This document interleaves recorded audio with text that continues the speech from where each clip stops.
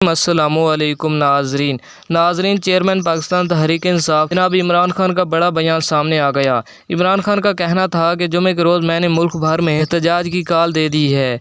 जैसा कि आप लोगों को मालूम होगा कि स्वीडन हुकूमत की जानिब से बड़ा अफसोसनाक वाक़या पेश आया। दुनिया भर में इस वाक़े की शदीद अल्फाज में मज़म्मत की गई, लेकिन हुकूमत पाकिस्तान की जानिब से जिस लेवल पर इस वाक़े की मज़म्मत करनी चाहिए थी उस लेवल पर मज़म्मत नहीं की गई। तो इमरान खान ने कहा कि बाकी मुस्लिम ममालिक से तो रिएक्शन आया, लेकिन मैं इस बात पर हैरान हूँ कि मुस्लिम दुनिया में एटमी ताकत रखने वाला मुल्क पाकिस्तान का कोई रिएक्शन आते नज़र नहीं आ रहा। मैं जुमे की नमाज के बाद कुरान करीम की बेहुरमती के ख़िलाफ़ एहतजाज की कॉल देने लगा हूँ। और दूसरी तरफ इमरान खान ने इस्लामाबाद हाई कोर्ट के चीफ जस्टिस आमिर फ़ारूक के ख़िलाफ़ अदम इंसाफ और अदम इत्मीनान की दरख्वास्त दायर कर दी। इमरान खान का कहना था कि आपसे मुझे इंसाफ की कोई तवक्को नहीं। आपने मुतअद्दिद केसेस में मेरे और कानून के ख़िलाफ़ फ़ैसले दिए हैं। मैं मज़ीद केसेस आपसे नहीं सुनवाना चाहता।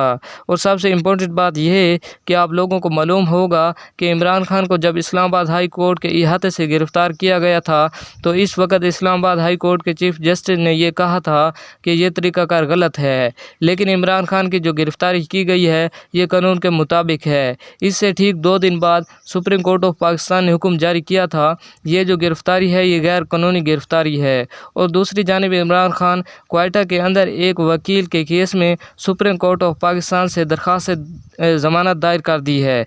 दूसरी जानिब हबीब अकरम ने अपने व्लॉग में बड़ा बयान देते हुए कहा कि इमरान खान अपने मुखालिफिन पर अहमियत हासिल कर चुके हैं। वो हर मुश्किल हालात के बावजूद मुल्क को छोड़ने के लिए तैयार नहीं हैं। इनके ऊपर तकरीबन 200 मुकदमात हैं।